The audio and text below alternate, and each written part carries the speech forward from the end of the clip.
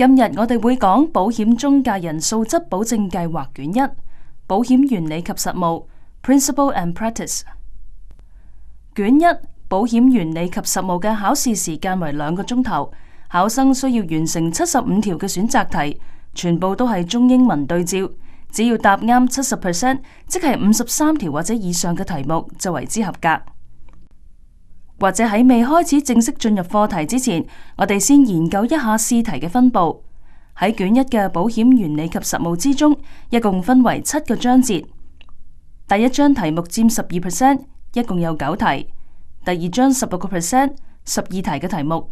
第三章30%，23條題目。第四章9%，有6條題目。第五章5%，出總共4條題目。第六章21%，有16條題目。第七章7%，5題題目，合共有75題。而家等我哋先睇一下第一章風險及保險嘅內容。喺呢一課入面，我哋會將內容分為3個主要部分。第一部分簡單定義到底風險係乜嘢呢？而同保險又有咩關係？第二部分我哋會講下因應風險，我哋可以做嘅風險管理。去到最後一部分，我哋會提及到保險有乜嘢功能同埋好處。我哋第一樣要知嘅就係何謂風險呢？佢嘅定義係點呢？其實唔少人都嘗試過幫風險落一啲嘅定義，而一諗到風險，其實都好容易諗到損失同埋危險嘅意思。喺呢個考試入邊，就將風險定義咗為與潛在損失有關嘅不確定性。亦都即係話，好多時風險會帶嚟一啲我哋唔會預算到嘅潛在損失。風險帶嚟嘅潛在損失可能有3方面嘅。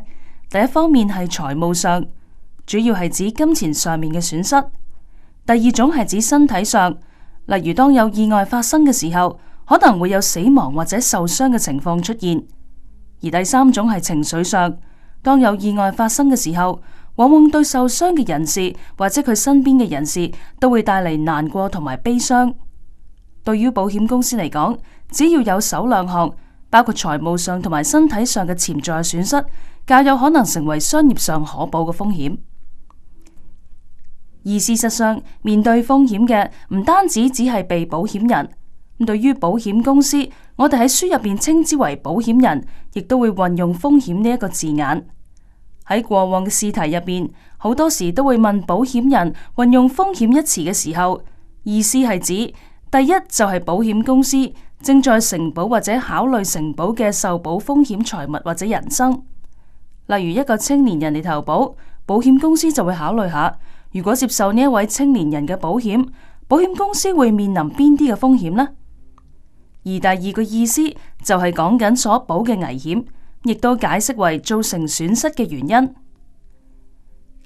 喺考試裏面，將風險按2個方向嚟分類。第一個類別就係根據佢嘅潛在財務後果嚟分類，而第二個類別就係根據佢原因同埋影響嚟分類。呢啲風險嘅類別考試時都會問到，咁我哋而家睇下根據潛在財務後果嚟分類係點樣嘅？分第一種純風險，第二種投機風險。純風險係只有損失嘅可能性，例如當火災發生嘅時候，往往只有損失嘅機會，或者最理想嘅情況就係冇轉變，而唔會有額外嘅收益。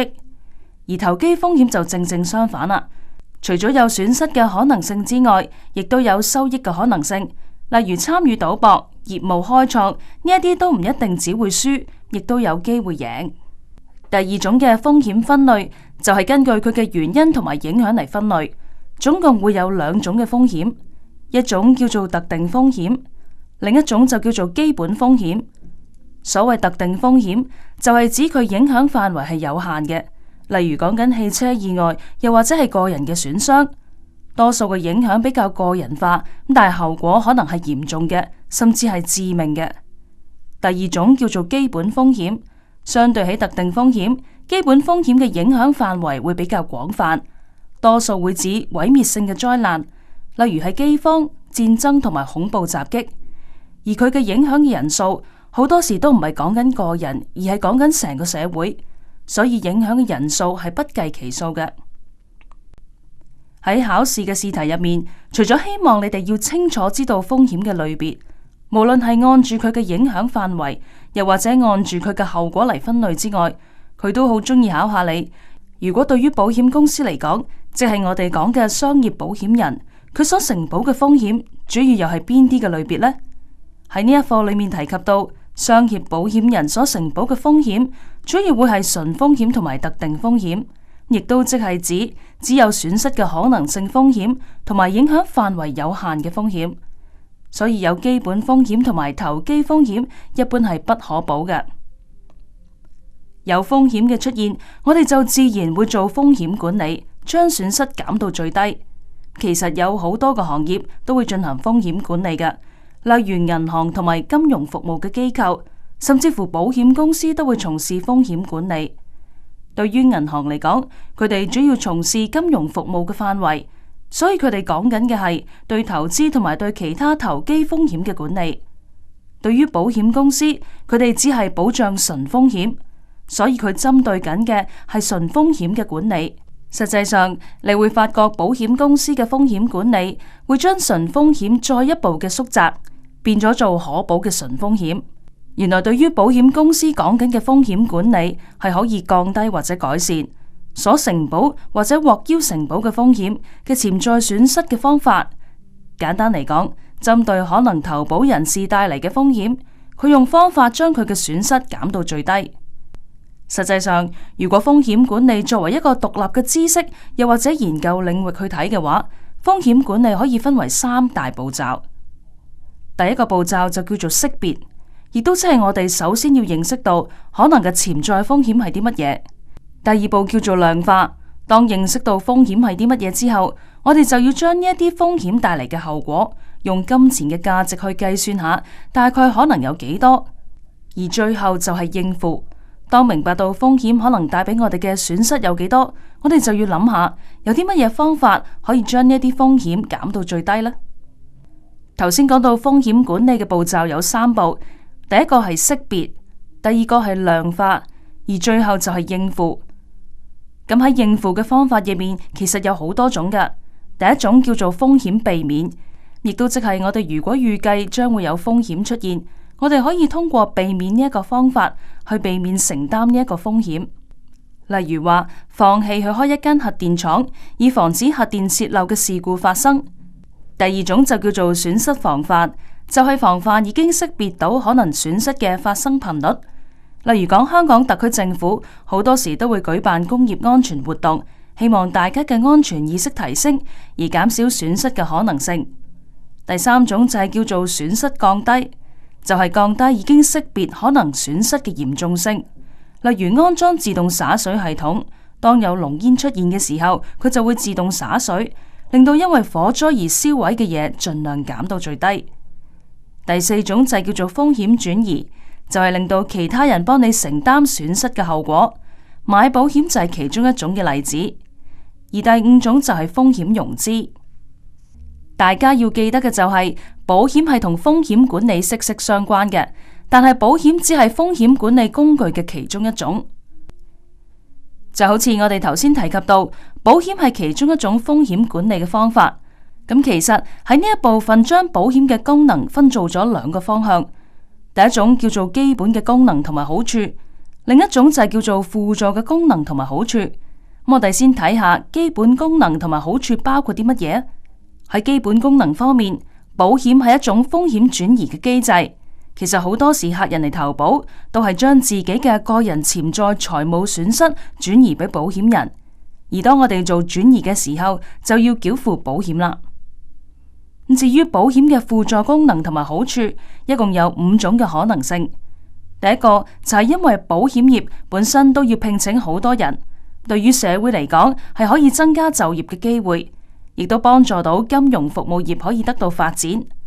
除咗呢2個好處之外，喺輔助功能方面，亦都幫助咗損失嘅控制。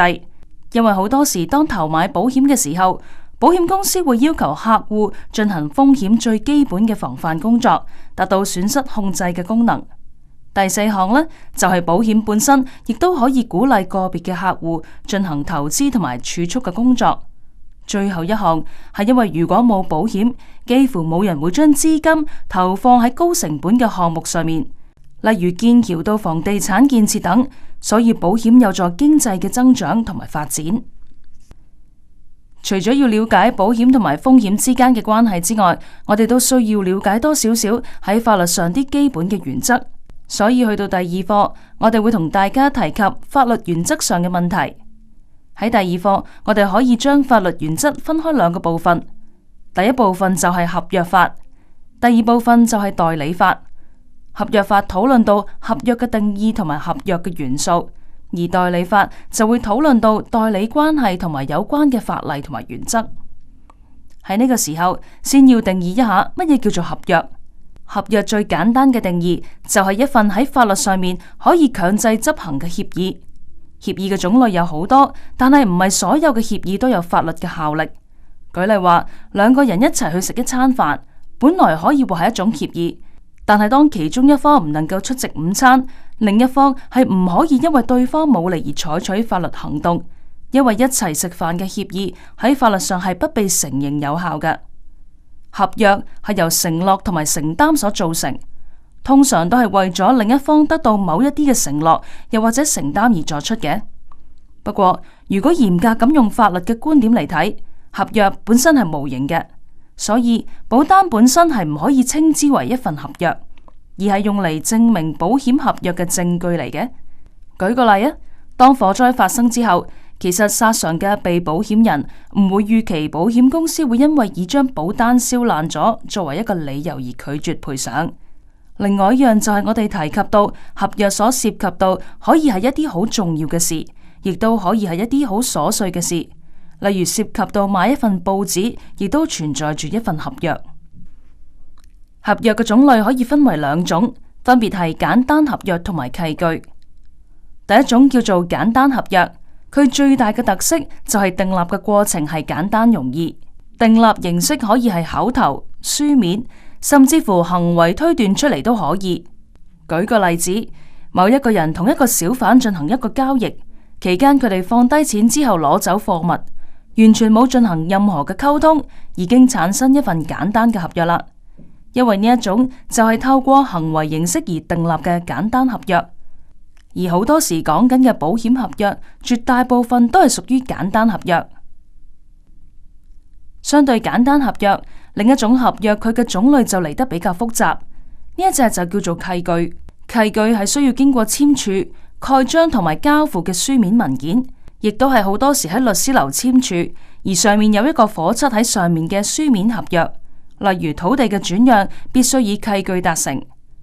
保險入面如果涉及土地轉讓嘅合約或者係擔保嘅話，保險合約就有機會以契據嘅形式出現。合約要有效，必須要符合某啲嘅合約元素，但係好多時啲合約會有問題，或者稱為有缺陷嘅合約。有缺陷嘅合約一共有三種，第一種叫做無效的，第二種叫做可使無效的，第三種叫做不能強制執行的。所謂無效的，就係指份合約本身喺法律上唔存在完全有法律效力，而可使無效的就係一種暫時嘅情況，份合約本身係冇問題，不過合約嘅一方可以喺合理嘅時間之內令到份合約變為無效。舉個例子，就好似一張保險合約會講明，當一個客人違反保單條件嘅時候，例如有重要嘅資料遺漏咗，又或者係提供咗錯誤嘅重要資料嘅時候，保險公司就可以令到一份保險合約變為無效。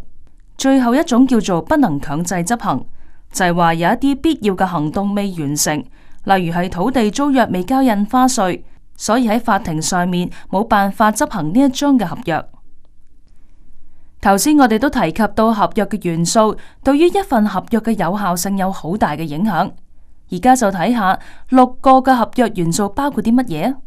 往往一份合約出現，首先有一個人提出要求，而另一個人就接受對方所提出嘅要求，所以第一同第二嘅元素分別稱之為邀約同埋成約。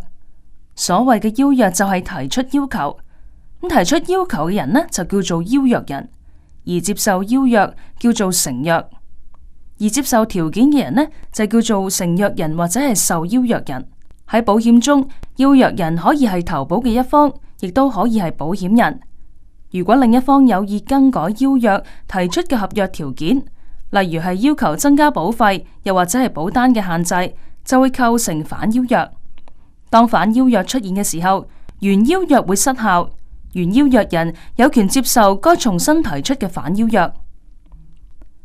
無論我哋講緊邀約人或者係承約人都好，其實任何一方都需要付出代價。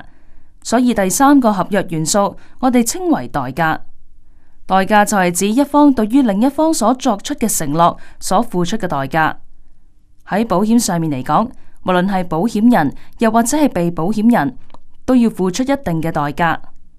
對於被保險人嚟講，就係向保險公司交保費嘅承諾；而對於保險公司嚟講，保險人就需要依照保單嘅條款提供賠償嘅承諾。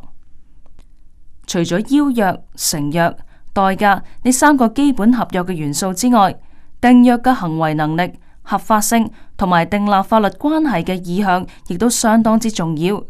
所謂訂立合約嘅行為能力，以個人嚟講，如果訂立合約嘅當事人係有精神錯亂，又或者係未成年嘅話，其實我哋可以選擇推翻佢哋所訂立嘅合約。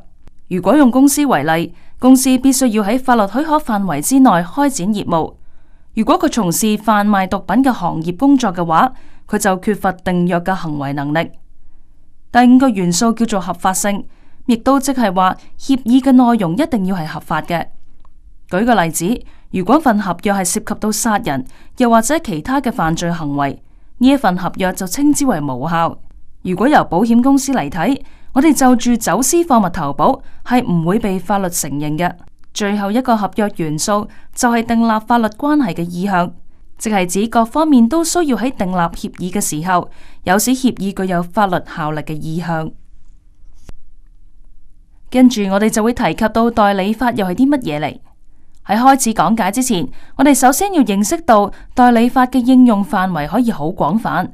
除咗講緊保險代理之外，其實好多時我哋都可以包括埋船務代理，又或者係地產代理。我哋睇下乜嘢叫做代理人先啦。所謂嘅代理人就係一個代表委託人或者稱為主事人嘅人士。以保險為例，代理人係我哋統稱為保險中介人。而保險中介人可以再細分為兩類，第一類就係保險代理人，第二類就係保險經紀。所謂保險代理人就即係代表保險人嘅人士。舉個例子，好似安達人壽叫你賣產品俾客人，你係代表住保險公司去尋找客戶，你嘅角色叫做保險代理人。而保險經紀就啱啱相反，佢係代表客人。所以書本入邊寫為係代表被保險人或者投保人。代理法，我哋可以用一個簡單嘅法律原則嚟概括代理法嘅定義。代理法就係透過他人行事與自己親自執行並無分別，亦都即係話，當代理人幫委託人做嘢嘅時候，其實就係等於委託人自己去從事嗰個工作。亦都因為呢一個原因，所以當代理人代表委託人行事嘅時候，無論個結果係好或者壞，甚至乎有冇得到委託人授權嘅話，委託人都會受到約束。舉一個例子，當一個小朋友作為一個代理人，佢應媽咪嘅指示去一間雜貨店買報紙。如果佢買嘅時候係用記賬形式去購買，咁呢一個商店同埋媽咪之間所訂立嘅呢一份銷售合約，媽咪係一定要支付佢所欠嘅費用。呢一種就住他人行為而需要負上責任，我哋稱之為轉承責任。其實當有代理關係出現，好多時都會涉及到兩個人，第一個就係代理人，而另一個就係委託人。所謂代理關係，就係指委託人同埋代理人之間嘅一種關係，而佢哋呢一種嘅關係嘅出現係基於事實，唔一定經過精確嘅委任。而規管呢一種代理關係嘅法律規則就係叫做代理法。當好多時代理人都代表委託人去同第三者去簽署協議嘅時候，其實中間會出現兩份嘅合約。第一份合約就係由代理人同埋委託人之間所簽署嘅代理合約，而另外一份嘅合約就係由委託人本身同第三者之間所簽訂嘅合約。舉個例子，好似一位保險代理人代表保險公司去簽署保險合約，首先，保險代理人同保險人之間首先會有一份代理合約嘅出現，而呢一份保險合約實際上並唔係代理人本身去同客人簽署，而係由代理人代表保險人即委託人嘅身份，同客戶作為第三者嘅身份之間去訂立嘅。頭先我哋講到代理關係嘅出現係基於事實，唔需要好精確嘅委任代理過程。咁到底代理關係係點樣產生嘅呢？其實代理關係嘅產生途徑係有兩個，第一個就係通過協議，即係話可能喺事前通過明示隱含嘅行為同埋處境去通過咗代理關係。第二個就係通過追認，就係對已經發生咗嘅特定行為加上一個追溯權力，亦都即係事後確認翻事前嘅代理關係，所以佢係有一個追溯性嘅授權。跟住我哋要講下嘅就係代理人嘅權限。喺未講之前，首先要好清楚咁分下代理關係同埋代理人權限之間嘅分別。一個代理關係嘅產生，代理人自然有一定嘅代理人嘅權利，我哋稱之為權限。但係有啲情況之下，代理人權限嘅出現未必會有代理關係嘅出現。例如，當一個代理人行使佢嘅權限，向委託人追討翻某錢銀上面嘅使費，呢啲情況之下未必會有代理關係嘅出現。我哋而家就逐個睇下有啲乜嘢權限嘅法規，其中總共會有4種嘅權限法規。第一種叫做實際權限。所謂實際權限就係指委託人明示或者隱含咁去同意代理人去代表委託人去從事某一啲嘅工作。例如保險公司同意咗保險代理人去銷售人壽保險，就係屬於實際權限。佢嘅出現可以係口頭或者係書面嘅明示實際權限，又或者係通過行為或者交易過程而出現嘅隱含嘅實際權限。除咗第一種嘅實際權限之外，第二種叫做表面權限。表面權限嘅出現，其實一開始嘅時候，委託人並冇同意代理人去做某一啲嘅事項，佢係透過委託人對第三者表明同意所產生。喺冇授權嘅情況之下，幫委託人去訂立合約。舉個例子，好似喺保險業嘅入邊，承保嘅代理人已經好多次被保險公司要求禁止佢接受非洲嘅貨運風險，但係佢就違反規定，幾次都揾啲客人講呢一方面嘅風險，甚至乎提供臨時嘅保障。但喺其中一次，委託人就發咗張保單出去，即係話佢喺行為上已經同意咗。原來當委託人對第三者表明同意產生嘅話，喺事後再有類似交易出現嘅時候，呢一個關係亦都會令到委託人受代理人呢一次行為所約束。第三種代理人權限就係叫做必要權限。呢一個權限係指某人嘅財產或者權益受到迫切嘅危害，而不存在着向他通報的機會的危急情況下，所以必須要有一個必要嘅代理人幫佢從事某一啲嘢。咁喺呢一個情況之下，其實並冇獲得任何嘅民事權限，但係有必要為代理人嘅權益採取行動。舉個例子，某一個人可能病咗入醫院，而佢嘅一位鄰居朋友就自願性咁幫佢安排屋企嘅事務，甚至乎幫佢交咗保費。咁當佢出院之後，其實佢有責任，亦都需要還翻晒鄰居幫佢交嘅所有保費。呢一種喺緊急情況下出現嘅權限就係叫做必要權限。最後一種就叫做不容反悔代理權，佢嘅出現係用言辭或者行為去表示或者允許代理權限嘅出現。舉例，可能有一位朋友知道佢另一個朋友係一個代理人，咁佢就揾朋友幫佢揾客戶去出貨，但係每次成功出貨之後，佢都俾翻佣金佢個朋友。喺呢一個情況之下，其實由頭到尾佢都冇承認過代理關係嘅出現。不過喺每一次從事嘅行為入面，對方都係用言辭或者係行為表示容許嘅，所以你會發覺不容反悔代理權嘅權限出現。並唔會產生代理關係，除非一個特別嘅情況出現，就係事後佢哋對方通過追認嘅方式去追認翻代理關係。當我哋講到代理人權限嘅時候，我哋好容易將表面權限同埋不容反悔代理權撈亂。其實表面權限並唔係等於不容反悔代理權，以下我哋就睇到兩者嘅分別喺邊度。所謂表面權限本身已經擁有一個實際權限嘅出現，例如保險公司已經容許咗個代理人銷售一般保險，不過佢講明咗有啲範圍係禁止佢去做嘅，但係表面權限之下，佢就將佢原本唔容許做嘅事項都包括咗喺佢嘅權利範圍之內，所以喺授權方面，一開始佢就已經被授權，而當佢得到表面權限嘅時候，佢會比實際權限更加大，而不容反悔代理權。其實所謂嘅代理人由頭到尾從來都冇被授權，但係就被容許看似獲授權時應用嘅。代理關係嘅出現，即係代表代理人同委託人之間對兩方都要負上一定嘅責任。我哋先睇下作為一個代理人對於委託人嘅責任包括啲乜嘢。第一項嘅責任就係要遵從。其實作為代理人，必須要毫無保留或者盡最大嘅可能咁去進行委託人所有嘅合法嘅指示。第二項就係親自執行。其實代理人除非得到委託人特別給予嘅權限，如果唔係，代理人係唔可以將佢本身代理權同埋職責下放俾其他人，稱為分代理人。第三個就係應有嘅謹慎同埋技巧。喺法律上嚟講，其實佢並唔求完美嘅。不過代理人一般都會被要求喺佢履行職責嘅時候，表現出一切適當期望應該有嘅技巧同埋努力。原因就係唔謹慎嘅行為可能會令到委託人遭受損失。咁喺呢一個情況之下，其實作為委託人係可以向代理人要求損失嘅賠償。第四項，代理人對委託人嘅責任就係忠心同埋誠信。有時候會有嚴格嘅法則去規限住。其中包括冇衝突法則。當代理人去對委託人從事某啲活動嘅時候，我哋要盡量避免利益嘅衝突。第五項嘅責任就係報賬。好多時代理人會代表委託人去從事交易，每當佢收到金錢或者係其他物件嘅時候，佢都需要進行報賬。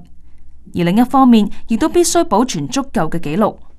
除咗代理人需要對委託人負上一定嘅責任之外，調翻轉嚟講，委託人對於代理人都需要負上責任，其中包括咗三大項嘅責任。第一項就係給付報酬。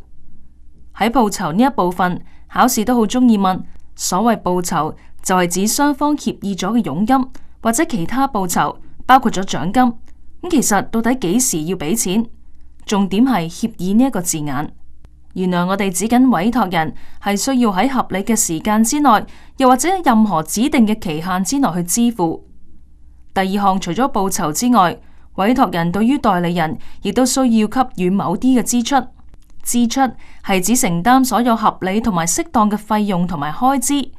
而第三項就係違反責任，例如話委託人冇給予應付嘅報酬，亦都冇喺合理嘅時間之內去支付嘅話，代理人係可以向委託人採取行動。頭先我哋提到代理關係係點樣出現，跟住我哋要提嘅係到底點樣先可以終止代理關係呢？一共有7個情況，代理關係會終止。第一種就係雙方同意，例如有啲情況之下，代理關係出現咗，但係冇給予一個特定嘅時限。呢個代理關係維持幾耐？咁只要喺雙方協議之下同意嘅話，就可以隨時終止代理關係。第二種就係叫做撤銷協議。喺考試就好中意問撤銷協議呢一部分。所謂撤銷協議，就係根據合約入面嘅條款給予通知或者補償，就可以喺協議本身有效期期間將佢撤銷。第三種叫做違反協議。本身喺協議入面好多都會寫明雙方應該要負上乜嘢責任。但係只要任何一方違約，另一方就可以終止合約，並且有權要求賠償。而最後嗰幾種又包括啲乜嘢呢？就係包括死亡、精神錯亂，或者份協議本身係非法，甚至乎協議嘅時限已經到咗，代理關係亦都會終止。第3章保險原則。保險原則一共有6個，喺投保階段有2個原則。分別係可保權益或者叫做可保利益 （insurable interest）， 另一個叫做最高誠信 （utmost good faith）。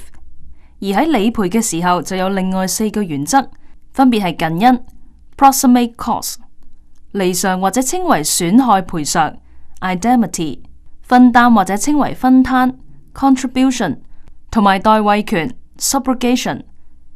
請留意，由於有離常原則，所以衍生出分擔同埋代位權呢兩個原則。換句話嚟講，如果冇離常嘅話，根本就唔需要有分擔同埋代位權。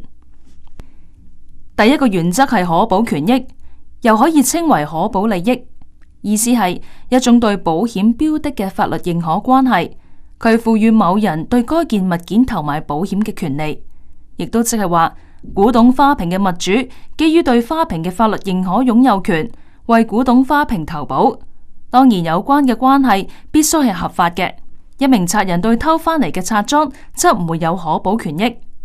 可保權益對於保險係非常重要，因為如果缺乏可保權益嘅話，有關嘅保險協議就會屬於無效，而客人所俾嘅保費同埋保險金，一般嚟講都可以退翻。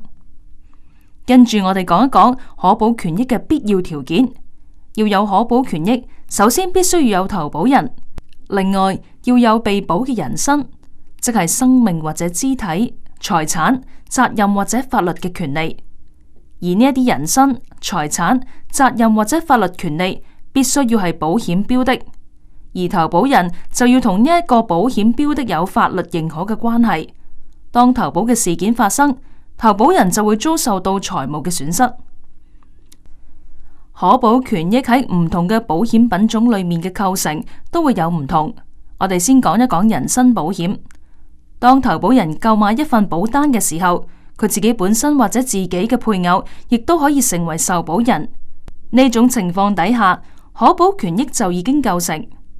而投保人亦都可以為自己未滿18歲嘅子女或者自己監護而未滿18歲嘅人投買保險。至於喺財產保險方面，投保對物件必須要有擁有權，但係遺囑執行人、遺產管理人、信託人、承案人同埋受託保管人等等，雖然只持有少於財產絕對嘅擁有權，但係都可以為其他人嘅財產投買保險。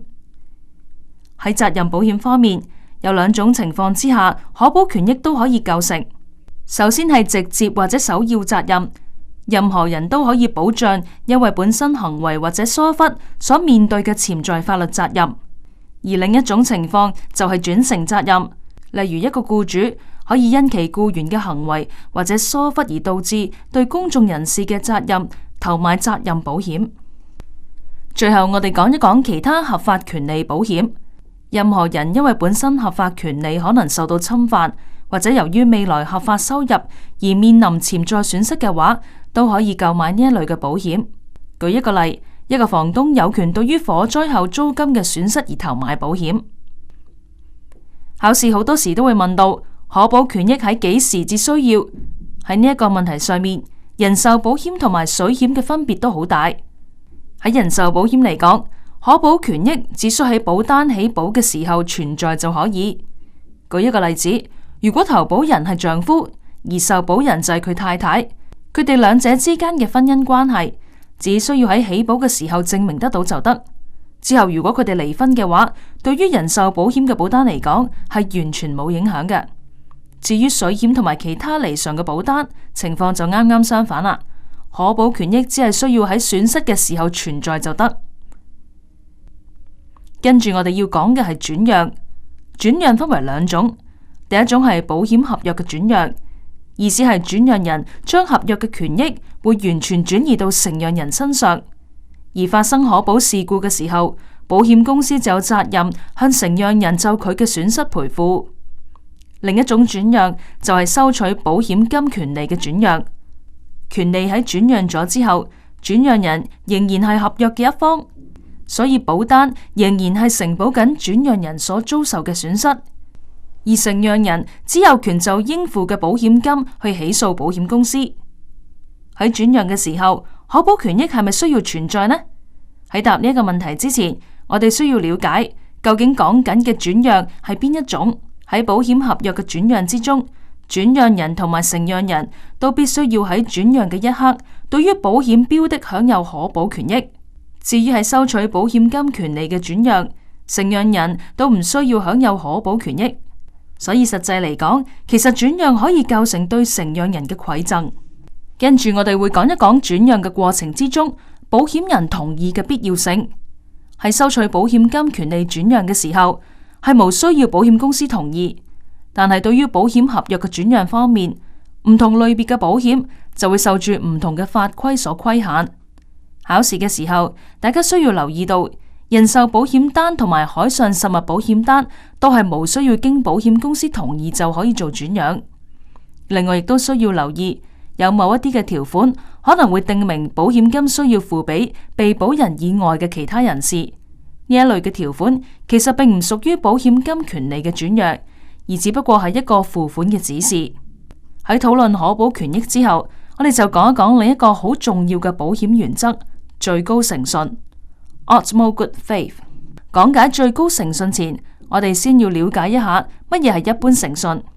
其實大部分嘅商業合約都會受住誠信原則所約束，合約雙方必須本住誠實嘅態度行事，即係話合約雙方所提供嘅資訊一定要係真實嘅，但係合約雙方係冇責任確保對方取得一切重要嘅資訊。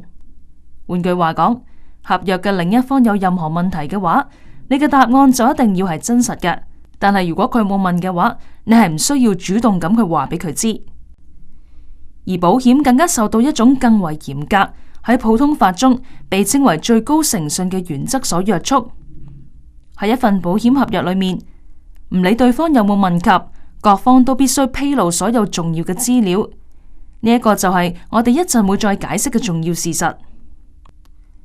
不過保險公司有時會將最高誠信嘅責任延伸至保險領域，意思即係話保險公司會要求投保人聲明所有披露嘅資料，無論是否與重要嘅事件有關，都必須係完全真實嘅。但我哋都要同時留意，保單條文可能訂明，如果因為無意或者疏忽而違反最高誠信嘅責任，保險公司可以不予追究。考試嘅時候，好多時都會問到重要事實嘅定義。重要事實嘅法例定義係在訂定保費與決定是否承擔風險方面，會影響一名審慎嘅保險人的判斷嘅任何情況。其實重要事實分為有三類。第一就係只涉及接受或者拒受投保風險嘅決定。第二係牽涉到保費嘅釐定。例如舉一個例子啊，以往曾經有患過癌症，好有可能呢一樣嘢就會影響到保險公司係咪接受佢嘅投保申請。所以佢係咪患過癌症呢一個事實就可以稱之為重要事實。第三類同時涉及兩個方面，既然有重要事實，亦都自然有非重要事實。投保人喺投保嘅過程之中，係無需要披露非重要事實俾保險公司知道。非重要事實主要分為三大類，考試間唔中都會問到。第一類係同常識有關嘅事件，第二類就係保險公司已知或者當作已知嘅事實。舉個例子啊，保險公司可能有客戶先前索償嘅記錄，呢一類嘅索償記錄就可以稱為非重要事實。最後一類就係改善風險狀況嘅事實，例如好似辦公室加上一個防止火災嘅灑水系統，呢個系統對於風險嘅狀況會有改善，咁呢一類事實就會稱之為非重要事實。考試好多時都會問到披露重要事實嘅責任期限。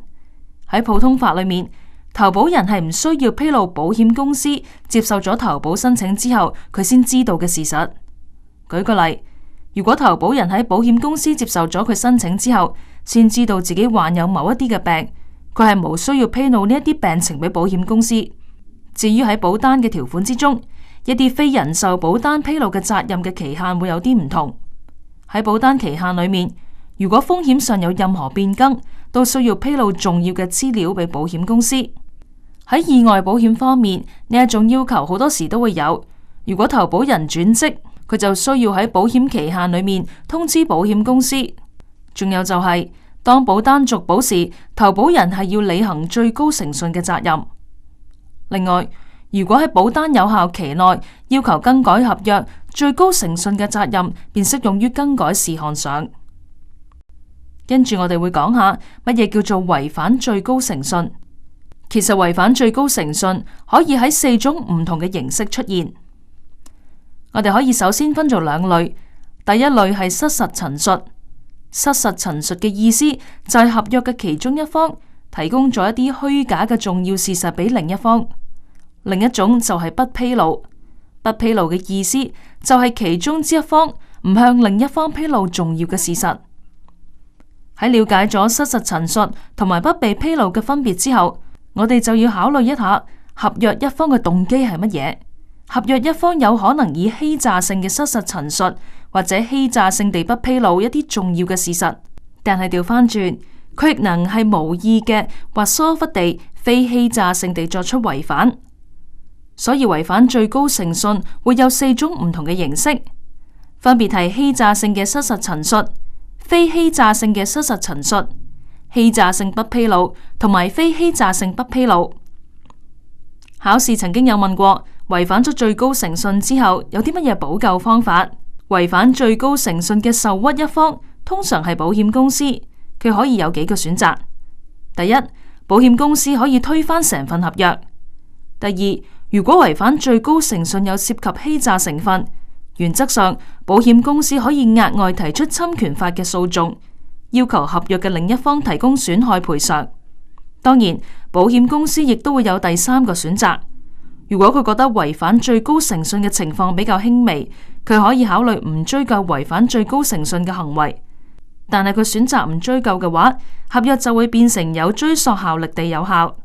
另外，因為法律唔承認只撤銷合約嘅一部分權利，所以保險人唔能夠選擇就某一索償拒賠。跟住我哋會講一講第三個保險原則：近因。考試嘅時候成日都會問到近因嘅應用同埋意義。我哋要注意，唔係每一項嘅損失成因都係受保嘅，所以必須要喺每一個個案中抽出一個主導成因。而近因嘅定義就係一項損失嘅有效或者係主導成因。危險嘅種類，危險通常可以分為3類。第一類就叫做受保嘅危險，指嘅係保單上所保障嘅危險，例如一張火險單嘅受保危險就係火災。第二類就係除外嘅危險，保險公司會利用保單嘅除外責任條款，將指定嘅危險剔除。例如一張火險單裏面，戰爭產生嘅火災就會係除外危險，保險公司通常都會將佢列為除外責任。第三類就係不保危險，凡係唔屬於受保危險，亦唔屬於除外危險，都會係屬於不保危險。例如標準火險保單嘅不保危險就係包括落雨同埋盜竊，由不保為危險引致嘅損失係不獲賠償嘅，除非引發嘅不保危險發生嘅係一項受保危險。跟住我哋講下近因原則嘅應用。首先，近因原則嘅應用必須要涉及受保危險，另外導致損失。如果只係涉及單一成因嘅話，就要睇下導致損失嘅成因係乜嘢。如果成因係受保危險，引致嘅損失就可以得到保障。舉個例啊，如果一張火險單而導致損失嘅成因係火災嘅話，引致嘅損失自然可以得到保障。但係假如引致嘅損失嘅原因係不保危險或者係除外危險嘅話，就唔會得到保障啦。好多時候損失所涉及嘅原因唔止一個，有時情況比較複雜。危險係一連串事故形成發生或者同時發生。一般嘅原則係：第一，如果由受保危險直接引發嘅不保危險所引致嘅損失就可以得到賠償；第二，由不保危險直接引致嘅受保危險，受保危險引致嘅損失亦都可以受保嘅。最後，除外危險通常都唔可以得到賠償。跟住我哋講下近因原則嘅其他特點。第一，首個或者最後嘅成因唔一定會構成近因。第二，一個以上嘅近因係可以同時存在嘅。第三，近因無需要喺所保處所發生。例如，一份家居保單所保嘅一個單位被撲滅上層單位嘅火災時產生嘅水所損壞，雖然所保單位從未着火，但係該損失可以獲得該保單賠償。第四，如果損失嘅近因並唔係因為受保危險，並唔表示呢一個損失將唔會獲得保單賠償，反而保險公司會檢查翻個別事故之間嘅相連關係。考試好多時都會問到保單之中原則嘅更改，我哋必須要留意，保險公司往往可以用唔同嘅保單措辭去定明保障嘅範圍。另外，亦都有一啲措辭可以定明除外責任。跟住我哋會講到保險嘅第4個原則，離償，又或者叫做損害賠償。考試好多時都會問到離償嘅定義同埋應用。離償嘅定義就係指一種對損失不多也不少嘅精確財務補償。但係離償係唔會應用喺人壽保險同埋個人意外保險裏面嘅。人命失去或者係身體受傷害所帶嚟嘅損失，根本就唔能夠精確咁用金錢嚟到衡量。所以保險合約係按照保單中就死亡或者係有關損傷定明嘅數額支付利益，所以稱之為利益保單。而醫療費用保險就係屬於離償保單。考試好多時都會問到，究竟邊一個保險原則同埋離償有密切關係？大家需要知道，離償同埋可保權益係有密切關係嘅。如果保單持有人具有可保權益，當保險標的遭到全部損失嘅時候，保單持有人就可以得到全額嘅賠償。但係由於壽險同埋人身意外保險一般都具有無限嘅可保權益，因此離償就不適用。考試亦都曾經問過，用啲乜嘢方法去提供離償？財產保險單提供離償嘅方法一共有4種，分別係現金支付、維修、更換同埋恢復原狀。恢復原狀呢一個名可能大家會陌生啲，其實意思就係將所保財物恢復至損毀以前一刻嘅狀況。而水險同埋非財險保單一般就以現金方式償付。喺離償嘅原則裏面，我哋都要明白乜嘢叫做損餘。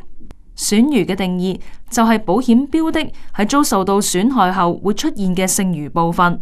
例如一架車撞壞咗之後，可能變成一個廢鐵，而呢一個廢鐵就係我哋所謂嘅損餘部分。究竟損餘嘅價值會歸邊一個呢？考試都有時會問過。如果喺保險賠償之中已經扣除咗損餘嘅價值嘅話，損餘當然會歸被保險人所有。但係假若保險公司全額賠償予保險人，咁損餘就會由保險公司收回自行處理。由損餘延伸嘅另一個概念就叫做委付。委付係指向保險公司交出保險標的，以索取全部損失嘅賠償金額。喺水險裏面，委付係一種非常普遍嘅情況，客人可以將標的物或者殘餘部分完全咁交翻俾保險公司，而保險公司有時會從中得到一啲利益。頭先我哋提到，離償係指一種對於損失不多亦都不少嘅精確財務補償，但係有時賠償嘅金額會比實際嘅損失為少。我哋跟住會探討下幾種呢一啲嘅情況。第一就係比例分攤。比例分攤呢一個名喺財產保險好多時都會出現。比例分攤嘅意思，保險公司預期受保嘅財產以全額嘅價值投保，否則當出現損失嘅時候，應付金額就會按不足額嘅保險價值嘅百分比去遞減。舉個例子，有一隻好名貴嘅手錶，投保人只係買咗20萬嘅保險，但係隻手錶嘅實際金額應該就係值40萬。喺呢一個情況之下，我哋可以話隻手錶喺損失時只有50%受保，因此根據比例分攤賠償金額，只能係損失嘅50%，即係如果隻手錶唔見咗，保險公司只係會賠翻20萬，而唔係40萬。呢一種係對投保額不足嘅一種懲罰，所以作為中介人，我哋必須要確保被保險人係以全額去投保。跟住我哋會講下保單免賠額，意思係指定金額以下嘅任何損失，被保險人都得唔到保障。即係話每一宗索償之中都會扣除被保人自己負責嘅一個金額。同保單免賠額好似嘅係保單起賠額，意思就係索償金額到達或者係超越咗起賠額嘅數字嘅時候，出現嘅損失就可以全數賠償。其實保單免賠額同埋保單起賠額嘅作用都係為咗消除小額賠償。最後我哋要講一講保單嘅限額。保額往往係保險公司嘅最高責任，任何超過呢一個限額嘅損失都唔會獲得全數賠償。保單限額通常分為2種，有一種叫做單一物件限額，另一種就係叫做部分限額。跟住我哋會解釋幾種情況，賠償有時會比實際損失為多。第一種就係重置保險，物件進行恢復原狀或者重置嘅時候，保險公司係唔會扣除損耗同埋折舊等等方面嘅金額。呢一種情況喺火險非常之普遍。第二種情況就叫做以新代舊，即係話用一件新嘅物件取代一件舊嘅物件。呢種情況喺家居保險係相當常見嘅。第三種情況就係約定價值保單或者定值保單。呢一種保單一般嚟講都用喺較高價值嘅物件之上，例如珠寶或者係名貴嘅名畫。保額一般都係根據專家嘅估價嚟到確定，並且被保險人同埋被保險人同意，所以喺賠償嘅時候會按照原先嘅估價而支付賠償。喺非水險之中，定值保單承諾喺全損嘅情況下，唔考慮損失嘅實際價值而支付賠償。但係當然喺部分損失嘅情況底下，保險公司只係會支付實質嘅損失金額。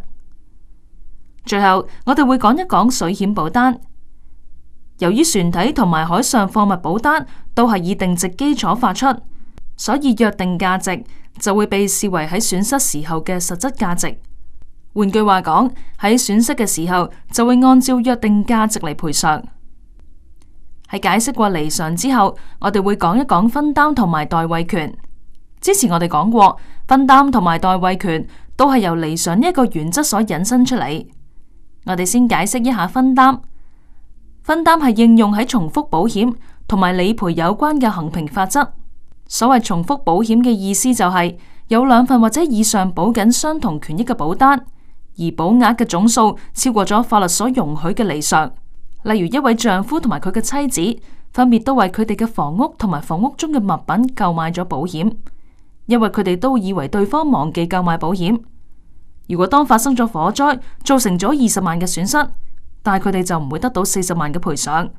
佢哋各自嘅保險人將會共同分攤呢一項20萬嘅損失。當分擔呢一個原則被應用嘅時候，保險公司必須要唔理其他保單嘅存在，按照佢自己本身嘅保單規定賠付。但係提供離償之後，保險公司有權要求對同一被保人需要負責任嘅其他保險公司分擔翻賠償。跟住我哋講一講比率之數呢一個概念。喺分擔應用嘅時候，某一個保險人對於被保險人嘅損失應該支付嘅最終部分就係為之比率之數，而所有有關保險公司嘅比率之數嘅總和都會等於1，亦都即係被保人嘅損失嘅100%。考試嘅時候，我哋需要留意人壽保險嘅情況比較特別。由於人壽保險根本係唔會應用到離償，所以亦都唔會應用到分擔，自然比率之數對於人壽保險嚟講係完全冇關係嘅。考試亦都曾經問及過，要產生分擔必須要符合邊一啲條件呢？其實總共有5個條件，我哋係需要留意嘅。第一，個別嘅保單必須要對有關損失提供離償。第二，每張保單都保障咗受影響嘅權益。第三，每張保單都保障咗引致損失嘅危險。第四，每張保單都保障咗受影響嘅保險標的。而最後，每張保單都必須保障有關嘅損失。考試都曾經問過邊一類嘅保單先至需要進行分攤。其實根據普通法，損害賠償嘅保單必須進行分攤。當離償出現嘅時候，分擔先至會適用，而人壽保險當然係除外。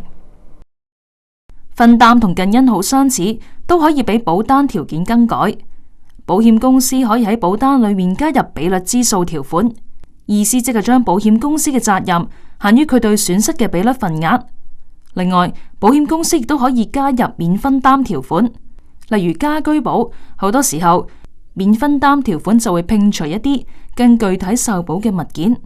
另外，保險公司亦都可以加入部分分擔條款。根據海上條款規定，火險單係唔會分擔水險單之間嘅存在分擔損失。最後，我哋會講嘅保險原則係代位權。代位權係離償嘅引申，佢嘅意思係本身嘅利益對第三者行使由另一人管有嘅權利同埋補救。舉一個例子，如果一架車駛入地盤嘅時候，被地盤工人唔小心撞壞咗，車主會向保險公司要求賠付，但係保險公司就有權利喺事後向地盤嘅承建商追討。呢一種咁特別嘅權利就係叫做代位權。代位權確保被保人唔會因為同一損失而取得兩次嘅賠償。而喺普通法裏面，保險公司嘅代位權必須要以被保人嘅名義而進行。代位權可以喺4種情況下出現，分別喺侵權法上、喺合約上、法規下同埋損餘中代位權都可以出現。我哋必須要留意，當執行離償嘅時候，代位權先至有效。而由於人壽保險嘅賠付唔屬於離償，所以保險公司唔可以以代位權向疏忽嘅一方索取賠償。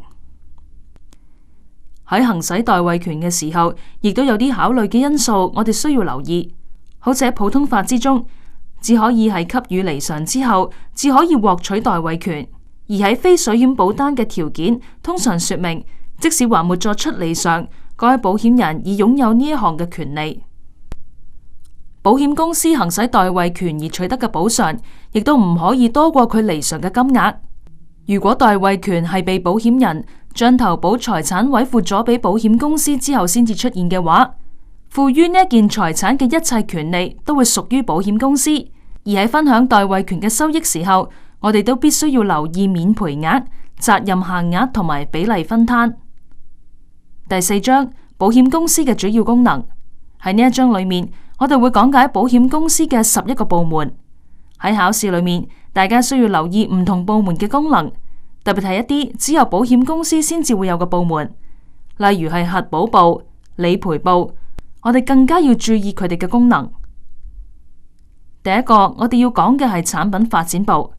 喺香港嚟講，強制性保險產品包括有汽車嘅第三保同埋僱員補償嘅保險，並即係勞保。我哋必須要知道，香港係一個開放又競爭激烈嘅社會，所以產品必須要係高效而且有活力嘅。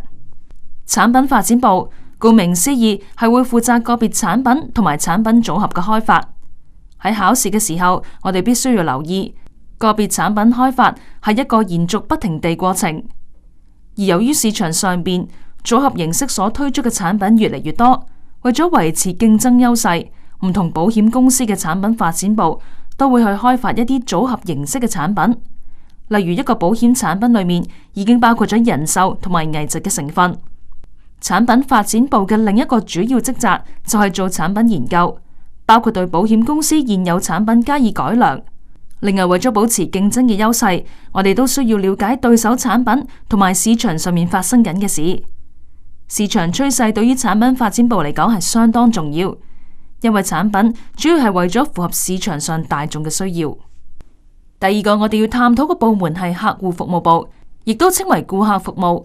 單憑客戶服務呢4個字，我哋大概都會估到客戶服務部嘅功能，例如提供查詢、指示同埋資訊俾客戶，公共關係嘅建立、文件嘅提供，同埋用公正、迅速嘅態度處理客戶嘅投訴。第3個要睇嘅部門係市場行銷同埋促銷部。呢個部門其中一個主要嘅工作就係建立公共關係。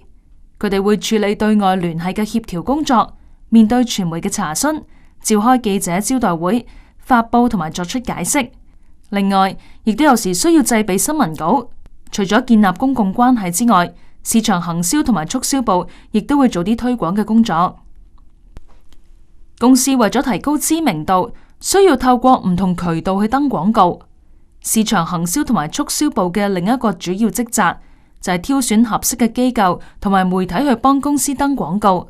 另外，公司好多時都會贊助社會上唔同嘅活動，亦都係由市場行銷同埋促銷部去負責聯絡。市場行銷及促銷部亦都會定期做一啲市場嘅調查，監察公司客戶服務同埋銷售水平。跟住我哋會介紹一個同市場行銷部好有關係嘅部門，就係叫做保險銷售部。佢嘅主要工作包括同各環節嘅聯繫，例如產品開發部、市場行銷部等等呢一類嘅部門，同佢哋嘅合作關係都係相當緊密。另外係銷售方面，佢哋會去嘗試加強銷售嘅計劃，甚至可能會安排培訓活動，等營業員有足夠嘅知識，可以能夠做出銷售嘅成績。至於銷售嘅成績，亦都係由保險銷售部去監察。跟住我哋會講到一個考試經常會問及嘅部門，就叫做核保部。核保部主要嘅工作係選擇承保嘅風險，同埋決定有關嘅保險條款。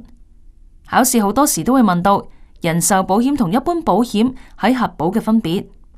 其實人壽保險嘅核保係用集中形式去處理，而一般保險嘅核保就係用非集中嘅形式去處理。人壽保險只能進行一次性核保，保險公司唔可以喺人壽保單生效之後取消保單。另外，核保部都會制定核保手冊同埋保費率指南、拒絕名單等等嘅文件。考試好多時我哋要知道目標風險呢一個字嘅意思，呢個字係相當特別嘅。喺人壽保險裏面，目標風險指嘅係極為合意嘅業務類型，例如一啲又後生又唔食煙嘅客戶，而喺一般保險裏面就啱啱相反。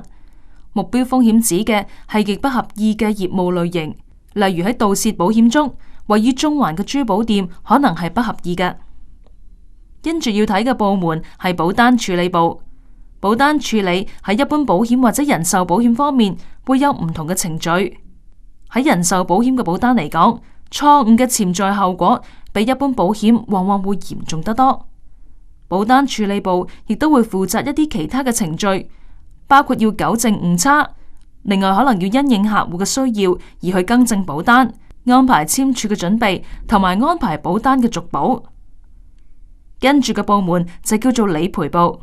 喺人壽保險嘅理賠過程之中，保險公司會考慮唔同嘅因素，包括可能出現嘅爭拗，例如會多過一個受益人要求保險公司賠付，另外會唔會有未清還嘅保單貸款，保單有冇被轉讓過，另外死者會唔會有一啲不確定嘅因素，例如只係一個失蹤人士而亦未死亡。最後保險公司會考慮下紅利同埋股息會唔會令到個死亡賠償增加，而喺一般保險嘅理賠嚟講，比起人壽會嚟得廣泛。最普遍嘅例子就係財產保險同埋公眾責任保險。考試好多時都會問到人壽保險或者一般保險嘅理賠究竟有啲乜嘢共通嘅特點？我哋需要記住有兩點：第一係責任，第二係數額。責任嘅意思就係保險公司係咪對殺傷人有法律上嘅責任，需要去賠付呢？而數額嘅意思就係假如保險公司需要作出賠付嘅話，賠付嘅款項係幾多？跟住落嚟，我哋要睇下再保險部嘅功能。再保險對於保險公司嚟講係非常之緊要嘅，意思就係從一份或者以上嘅保險合約，將保險公司所承受嘅風險轉移到其他保險公司身上。考試好多時會問到設置再保險嘅理由同埋對保單持有人嘅影響。其實購買再保險嘅理由只係為求穩健，同埋為咗提高保險人嘅承保能力，而再保險對於保單持有人係冇直接嘅影響。保單持有人甚至冇權知道有關再保險嘅安排。下一個要研究嘅部門係精算支援部。